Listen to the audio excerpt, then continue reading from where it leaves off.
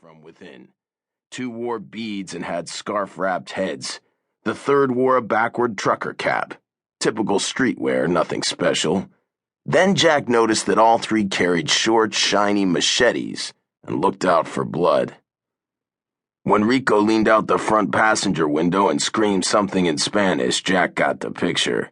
He turned and ran. Last fall, he'd been leading an uncomplicated life as a cash-paid landscaper gardener, the lone gringo among Dominican immigrants and a 5-man crew for 2 paisanos landscaping. Rico, a member of that crew, came to view Jack as a rival for his leadership position. Pre-Jack, he'd been the boss's go-to guy. After Jack joined, Giovanni Pastorelli came to depend more and more on Jack because they shared English as a first language. The seething Rico began to ride Jack, most times via colorful Dominican insults that went beyond Jack's rudimentary Spanish, occasionally punctuated by a push or a bump. Jack realized the problem but didn't see what he could do about it, so he let it ride for months until the day Rico culminated a week of relentless heckling with a sucker punch to the jaw.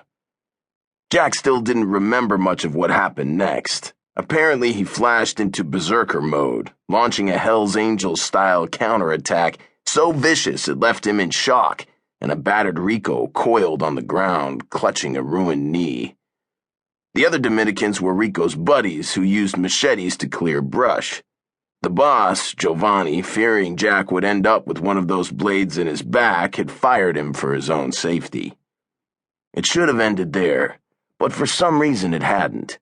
Giovanni had mentioned the link to a machete-wielding street gang called DDP, Dominicans Don't Play, and told Jack he'd better get himself a gun. Jack had bought that gun but didn't have it on him now. He'd only stepped out to grab some lunch, for Christ's sake. Jack raced west, putting some distance between himself and his pursuers. He glanced over his shoulder and noticed the 3 matons after him all wore baggy gangsta jeans halfway down their asses. That had to slow them down. He recognized the one in the trucker cap, Ramon, from Giovanni's landscaping crew. But the other 2 were strangers. DDP members? Why wasn't Rico the guy with the biggest grudge among them? Had he gone in another direction, trying to flank him? Couldn't think about that now. Subway entrance ahead near 8th Avenue. That van could be in motion, complicating things. Best to get off the street.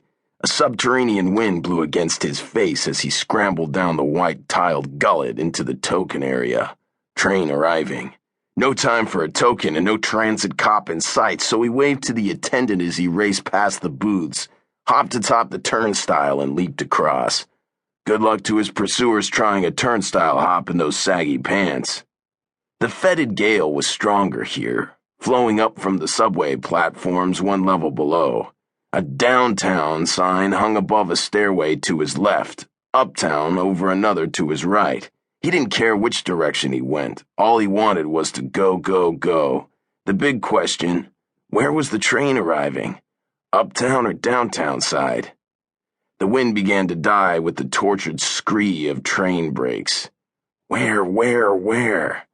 The sound echoed from all directions, but seemed louder from the left. Without breaking stride, he veered toward the downtown sign. As he pelted down the stairs, he saw the train pull to a stop below. An A train. Great. Get on that and he could take it all the way to Far Rockaway if he wished. The loose weekend crowd on the platform gravitated toward the train as the doors slid back. Jack darted among the travelers, debating whether to take the train or climb the next set of stairs back up and crouch near the top while his pursuers boarded the train in search of him. Then he saw a rag-top face peer over the railing. No dummies, these matons, and they moved fast despite their potato sack jeans. The guy on the steps let out a high-pitched howl as Jack raced by. The arriving passengers had left the train and hit the stairs by then. Jack reached the 3rd set and faked going up a few steps, then leaped over the rail and through the subway doors just as they started to close. The DDPer closest behind him didn't make it. He jabbed his machete through the crack, barely missing Jack.